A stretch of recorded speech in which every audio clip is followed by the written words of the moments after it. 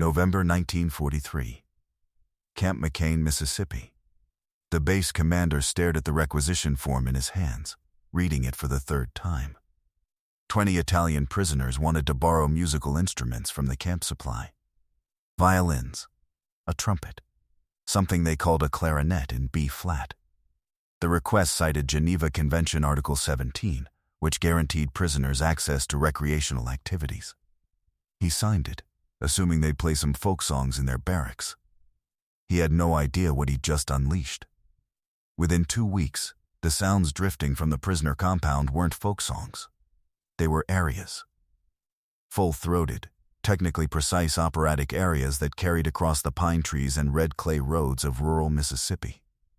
Guards stopped their patrols to listen.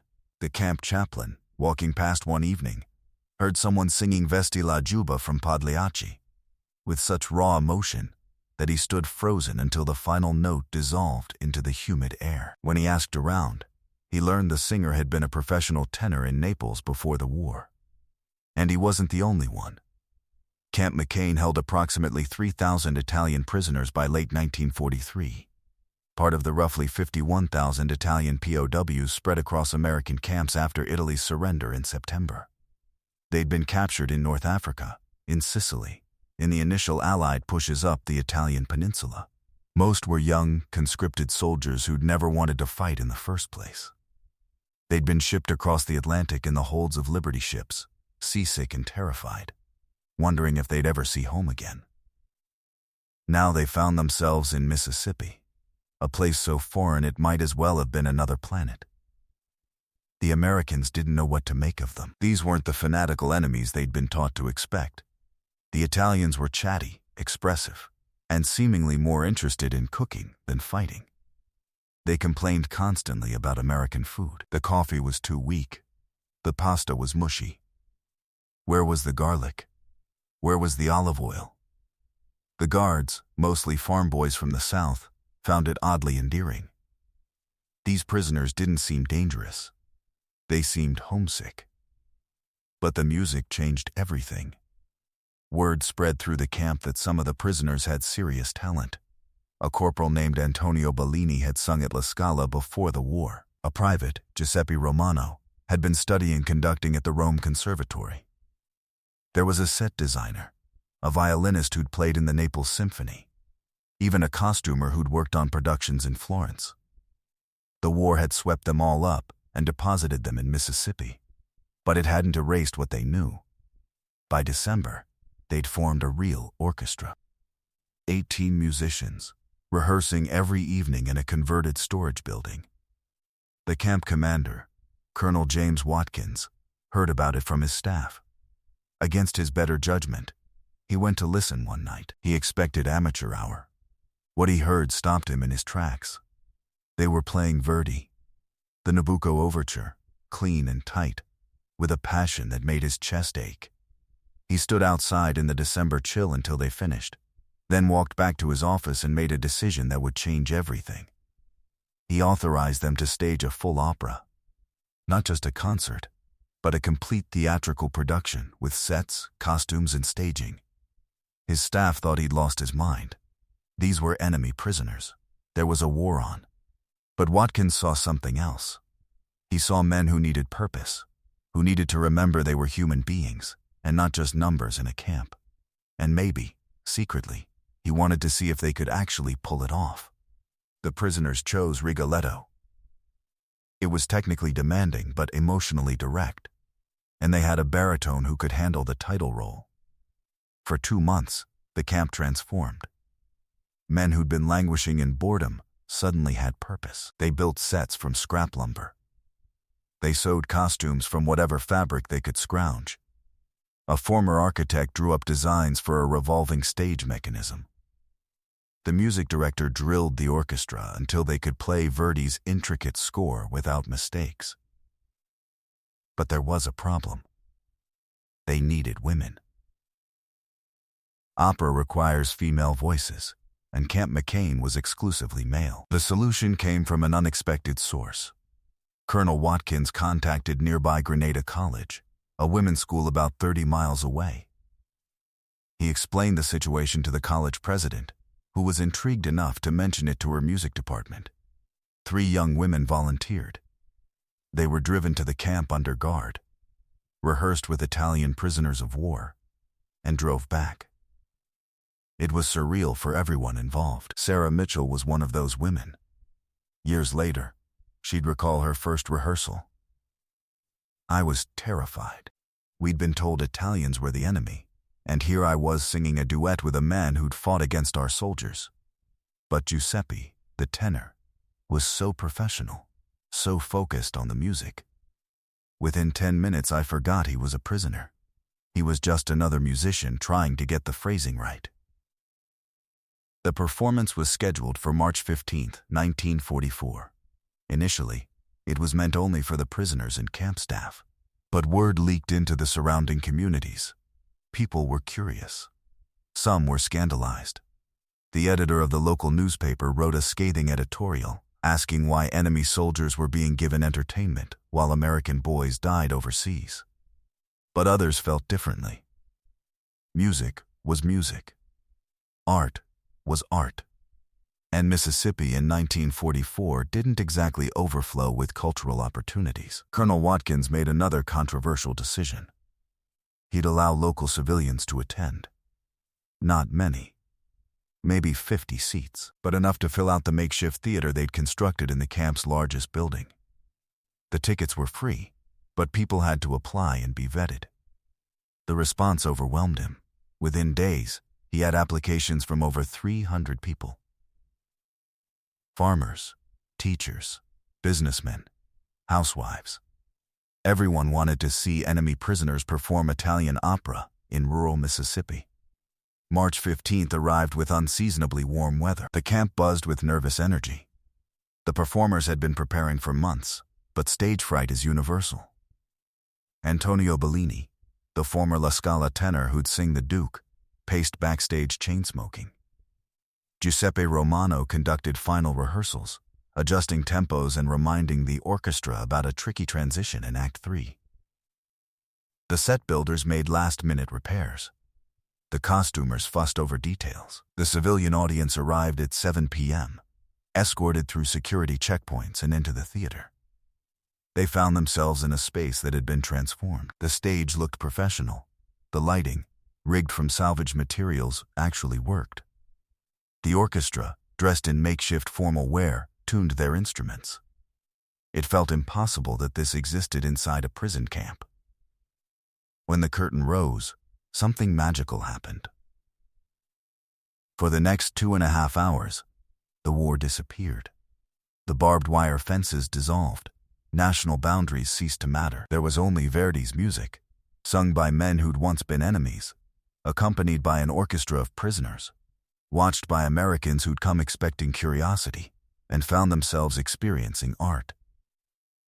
Antonio Bellini's voice soared through La Donna Mobile with such clarity and power that women in the audience dabbed their eyes. The Duke's callous charm, his careless seduction, his ultimate tragedy, all came through in Bellini's performance. He wasn't just singing notes. He was embodying a character, making people feel something profound. When he finished his final aria, the audience sat in stunned silence for 3 seconds before erupting into applause that seemed to shake the building.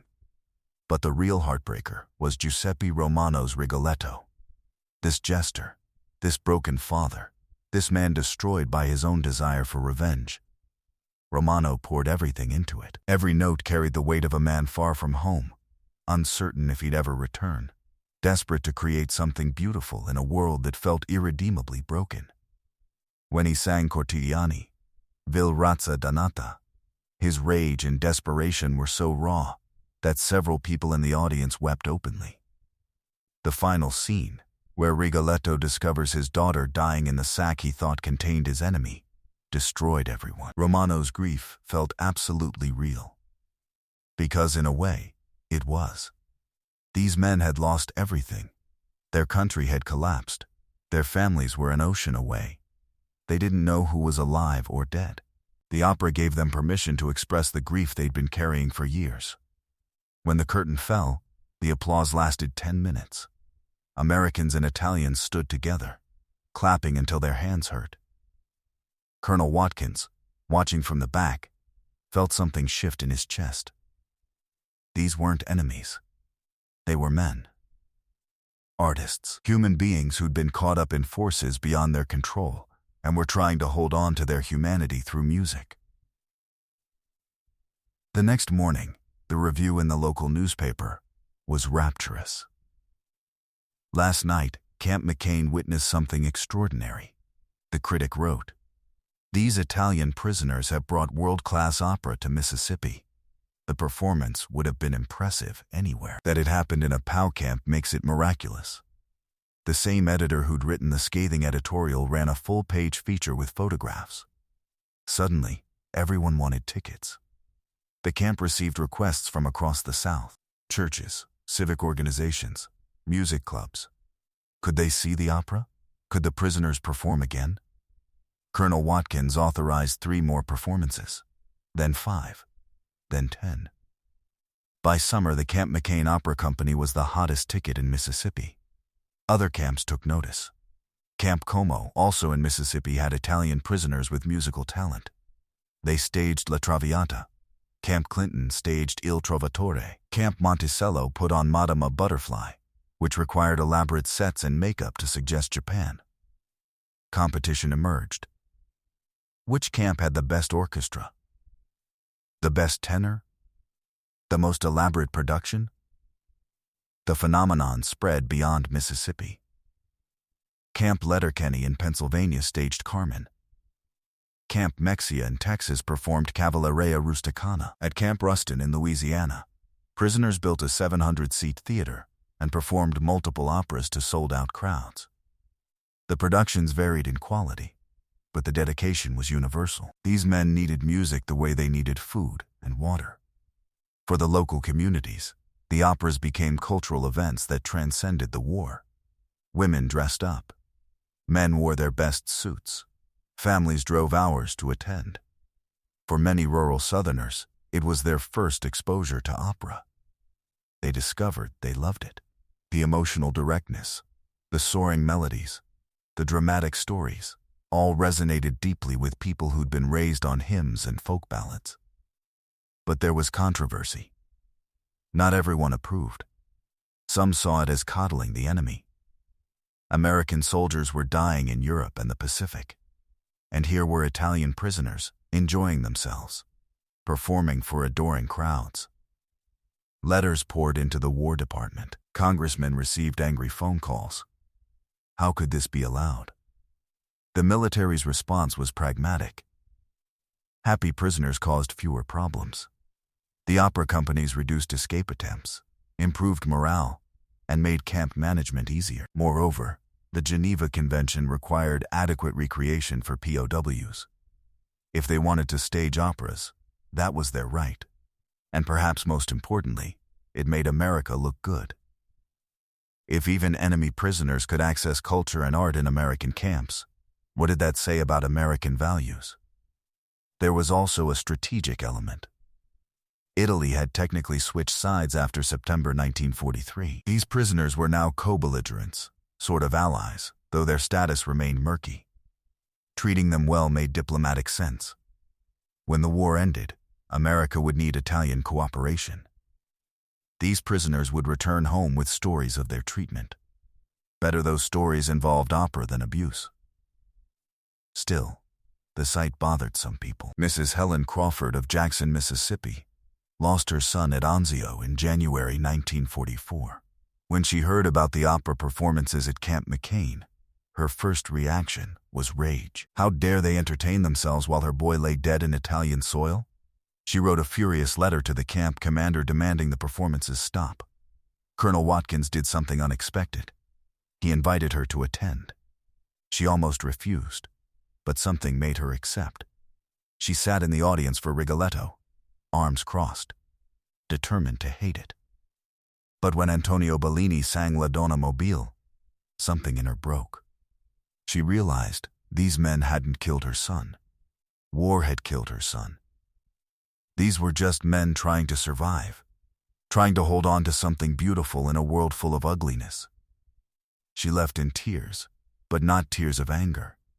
She never became a fan of the operas. She couldn't. But she stopped writing letters demanding they end. Years later, she'd tell her grandchildren that watching enemy soldiers sing opera was one of the strangest experiences of her life. I realized they missed their homes as much as I missed my boy. It didn't make anything right, but it made them human. The performances continued through 1944 and into 1945. As the war in Europe wound down, the question became what would happen to these prisoners. Italy was being rebuilt. American troops controlled much of the country.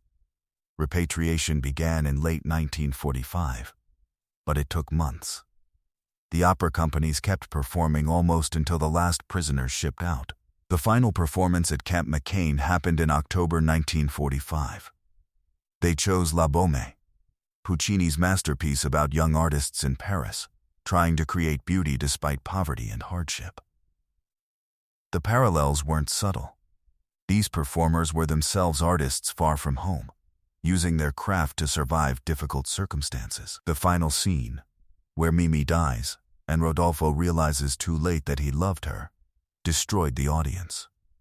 People sobbed openly, not just for the fictional characters, but for everything the war had stolen. For the years lost, for the people who'd never come home, for the impossible strangeness of this moment, watching Italian prisoners perform Italian opera in Mississippi, knowing it would never happen again. When the performance ended, the audience stood and applauded for 20 minutes. The performers took their bows, many of them crying. They'd be shipping home soon, back to an Italy that had been devastated by war. They didn't know what awaited them. Jobs? Homes? Would their families even still be alive? The uncertainty was crushing. But they'd created something remarkable. In the midst of history's most destructive war, inside a prison camp, they'd made art. They'd reminded themselves, and everyone who watched, that beauty still existed. That music could transcend hatred. That even enemies could share something profound if they just listened to each other. Antonio Bellini returned to Italy in November 1945. He found his home in Naples destroyed by bombing. His wife had survived, but barely. The city was rubble and hunger. Work was impossible to find. But he kept singing. He performed in makeshift theaters, in churches, in open-air venues. Within 2 years, he'd rebuilt his career. He sang at La Scala again, at La Fenice in Venice, in opera houses across Europe. In 1960, he toured America. When his schedule included a performance in Memphis, just 200 miles from Camp McCain, he made a special request. Could he visit the camp? Most of it had been demolished after the war, but he wanted to see it anyway. The military arranged it. He stood where the theater had been, now just an empty field with grass and wildflowers. He sang La Donna Mobile one more time, his voice still strong at 65, the notes carrying across the empty space where he'd once performed for Americans and prisoners alike. A reporter asked him what the opera company had meant to him. He thought for a long time before answering. We were prisoners, but we were also artists. The war took everything from us except that. The music reminded us who we were. And I think maybe it reminded the Americans too. We weren't monsters. We weren't even really enemies. We were just men who wanted to go home. The opera helped everyone remember that. Giuseppe Romano, the conductor, had a different experience. He returned to Rome and found the conservatory where he'd studied had been damaged, but was being repaired. He taught there for 30 years, training new generations of conductors. He never spoke much about his time as a prisoner, but he kept a photograph on his desk. It showed the Camp McCain Orchestra in their makeshift formal wear, instruments raised, frozen in mid-performance. Whenever students asked about it, he'd smile. That was when I learned what music really means. Not the notes on the page, the connection between people. That's what matters. The 3 American women who'd sung with the Italian prisoners had their own stories. Sarah Mitchell married a man from Grenada and taught music at the local high school for 40 years. She never performed opera professionally, But she told her students about singing Gilda opposite an Italian POW tenor in a Mississippi prison camp. Most of them didn't believe her until she showed them the program and photographs. It taught me something important, she'd say. Art doesn't care about borders or politics. Music is music, wherever it comes from. The phenomenon of POW opera companies faded from public memory quickly after the war. America had new concerns: the Cold War, the atomic age, Korea. The strange interlude when enemy prisoners staged world-class operas in southern prison camps seemed almost like a fever dream, too odd to be real.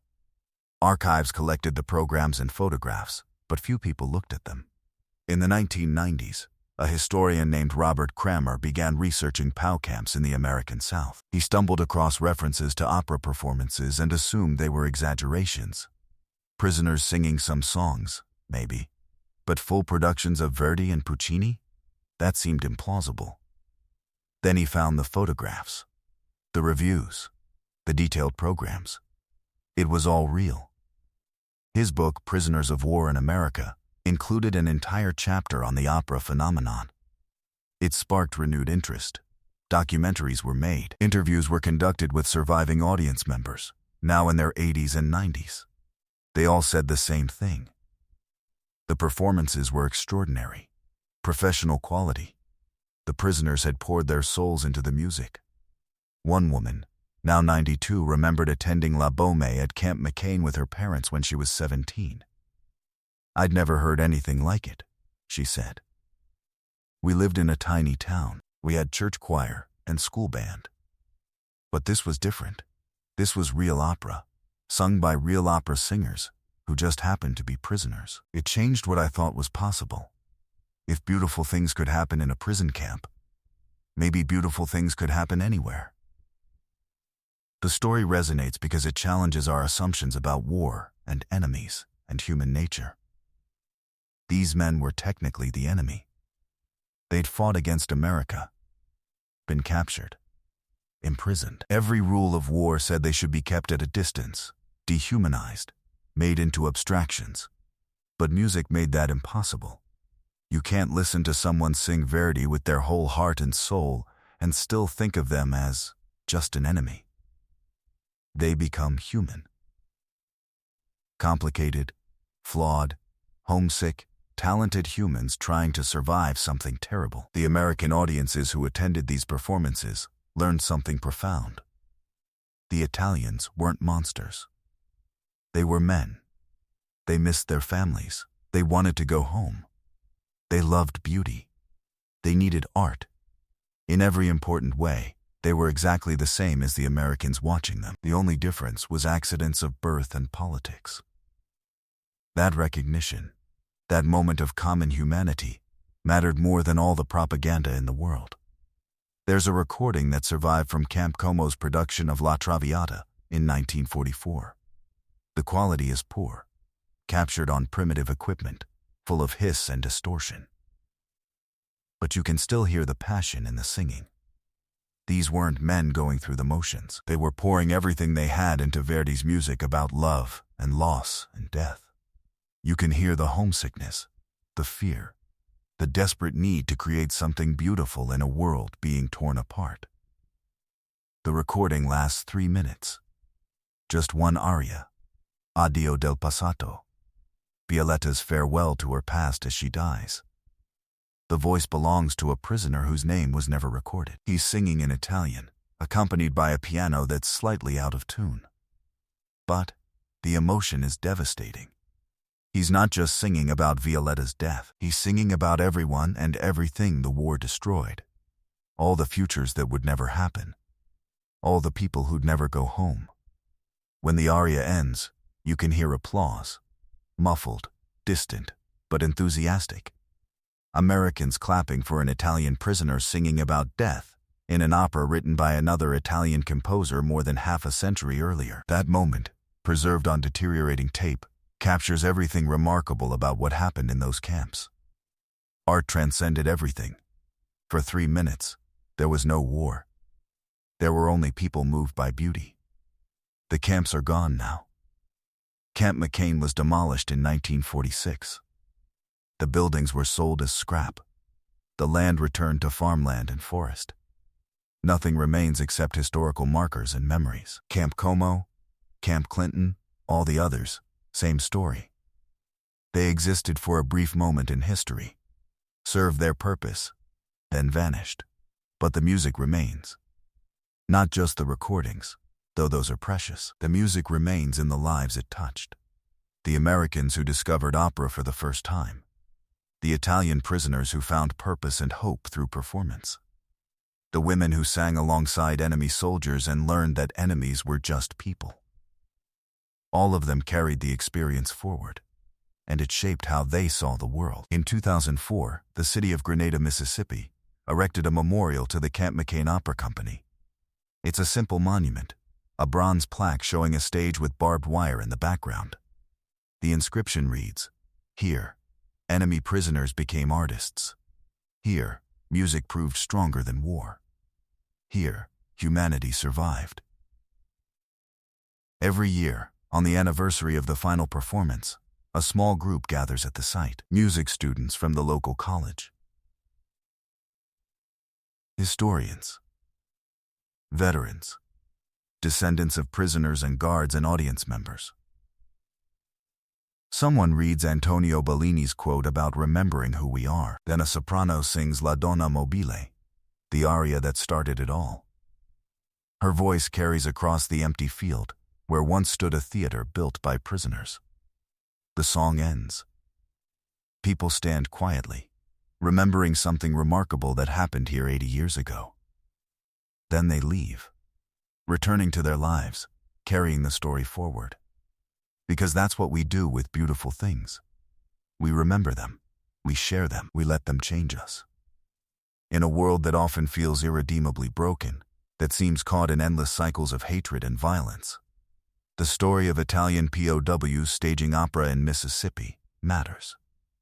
It reminds us that beauty and art and common humanity can survive even the worst circumstances. That music can bridge any divide. That even enemies can recognize each other's humanity if they just stop and listen. The war ended. The prisoners went home. The camps were demolished. But the music survived. And maybe that's the point. Beauty outlasts everything else. Empires fall, borders change. Wars are fought and forgotten. But a perfect rendition of Verdi, sung with full heart by someone far from home, desperate to remember who they are, that lasts forever. That's what happened behind barbed wire in Mississippi in 1944. Not just performances, not just opera, a reminder that we're all human, all capable of creating and appreciating beauty, all trying to hold on to hope in dark times. The prisoners knew it. The audiences felt it. And now, 80 years later, we can still hear it in that deteriorating recording of a forgotten singer giving everything to Puccini's music. The voice cracks slightly on the final note. You can hear it even through the hiss and distortion. But it doesn't matter. What matters is the attempt, the effort, the refusal to let war destroy everything beautiful. That prisoner, whoever he was, stood on a stage in a prison camp and sang about death and loss and love. And for 3 minutes, everyone listening forgot they were enemies. They were just people, together, experiencing something profound. That's the real victory. Not military, not political, human. The victory of remembering, even in the worst circumstances, that we're capable of more than destruction. That we can create. That we can connect. That music, art, beauty, these things matter more than borders or ideologies or the temporary hatreds that divide us. The opera performances in American POW camps were never repeated. They happened once, in a specific moment, under specific circumstances, and then they were gone. But they proved something essential. That even in war, even in captivity, even when every reason exists to give up and despair, humans will create beauty. We can't help it. It's what we do. It's who we are. And maybe, If we remember that, if we hold on to it, if we let it shape how we see each other, we might create something better than what came before. Not perfect, not utopian, just better, more human, more connected, more willing to listen when others sing. That's what happened in Mississippi in 1944. That's what those Italian prisoners taught America. That's what the audiences learned when they sat in makeshift theaters and heard the enemy sing. We're all just people. We all want to go home. We all need beauty. We all deserve to be heard. The curtain fell on the final performance in October 1945. The prisoners shipped out. The camps closed. But the music never really stopped. It echoes still if you know how to listen. Across the decades, across the empty fields where theaters once stood, you can still hear it.